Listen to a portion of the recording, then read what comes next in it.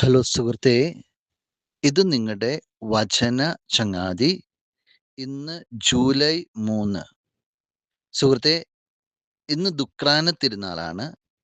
നിനക്ക് തിരുനാളിൻ്റെ എല്ലാവിധ മംഗളങ്ങളും നേരുന്നു. നമ്മുടെ പിതാവായ മാർത്തോമാ ശ്ലീഹ വഴി ധാരാളം അനുഗ്രഹങ്ങൾ നിന്റെ ജീവിതത്തിൽ സംഭവിക്കട്ടെ എന്ന് പ്രാർത്ഥിക്കുന്നു. നമ്മൾ ധ്യാനിക്കുന്ന വചനഭാഗം വിശുദ്ധ യോഹന്നാൻ അറിയിച്ച സുവിശേഷം 20-ാം അധ്യായം 24 മുതൽ 29 വരെയുള്ള തിരുവചനങ്ങൾ. ഇന്നത്തെ വചനം ഈശോയുടെ ഉയർപ്പിൽ അവിശ്വസിച്ച തോമസിനെയും ഈശോ പരിഗണിച്ചു എന്നുള്ളതാണ്. ഈശോ പ്രത്യക്ഷപ്പെട്ടപ്പോൾ തോമസ് ഉണ്ടായിരുന്നില്ല. അതുകൊണ്ട് ശിഷ്യന്മാരെ ഞങ്ങൾ കർത്താവിനെ കണ്ടു എന്ന് പറഞ്ഞപ്പോൾ വിശ്വസിക്കാനായിട്ട് തയ്യാറാകുന്നില്ല. അകന്നു നിന്നിട്ടും അവനെയും പരിഗണിക്കാൻ തക്ക കാരുണ്യം ഈശോ അവനോട് കാണിച്ചു എന്നുള്ളതാണ്. കുറവുകളുള്ളവരെയും പോരായ്മകളുള്ളവരെയും അവിശ്വസിക്കുന്നവരെയൊന്നും തള്ളിക്കളയുന്നവനല്ല നിന്റെ കർത്താവ്.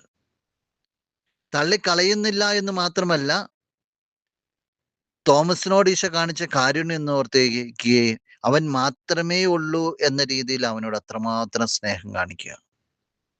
നിന്റെ കുറവുകൾക്കപ്പുറത്ത് നീ മാത്രമേ ഉള്ളൂ എന്ന രീതിയിൽ നിന്റെ ദൈവം നിന്നെ പരിഗണിക്കും. അത് ഉറപ്പാ. അത് നീ വിശ്വസിക്കണം. ഇനി അതിനൊരു മറുപുറമുണ്ട്. ഇങ്ങനെ തന്നെ പരിഗണിച്ച ഈശോയോട് തോമസ് എന്തുമാത്രം വിശ്വസ്തത പുലർത്തി എന്നുള്ളതാ.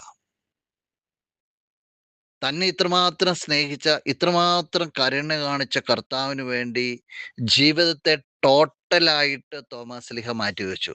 എൻ്റെ കർത്താവേ, എൻ്റെ ദൈവമേ എന്നുള്ള വചനം ഒരു ജീവിതത്തെ ടോട്ടാലിറ്റിയിലുള്ള ഒരു സമർപ്പണമായിരുന്നു. അത് നമുക്ക് പിന്നീട് കാണാൻ പറ്റും. മൈലാപ്പൂര് വരെ അത് എത്തി നിൽക്കുകയാണ്. തിരിച്ചറിഞ്ഞ ദൈവത്തിന് വേണ്ടി ജീവിതത്തെ മാറ്റിമറിച്ച തോമസ് ലീഹ. രണ്ടും നിനക്ക് സാധിക്കണം. ദൈവത്തെ തിരിച്ചറിയുവാനും ദൈവത്തിന് വേണ്ടി ജീവിതത്തെ മാറ്റിമറിക്കുവാനും. എന്നാലേ ഈ തിരുനാളിന് അർത്ഥമുള്ളൂ. നമുക്ക് പ്രാർത്ഥിക്കാം. എൻ്റെ സ്വർഗീയ ചങ്ങാതി, എന്നെ കേൾക്കുന്ന ഈ ചങ്ങാതിയെ സമർപ്പിക്കുകയാണ്. നിന്റെ കാരുണ്യത്തെ തിരിച്ചറിയുവാനും നിനക്ക് വേണ്ടി ജീവിതത്തെ മാറ്റിമറിക്കുവാനുമായിട്ട് എൻ്റെ ഈ ചങ്ങാതിയെ സഹായിക്കണമേ. ആമേൻ.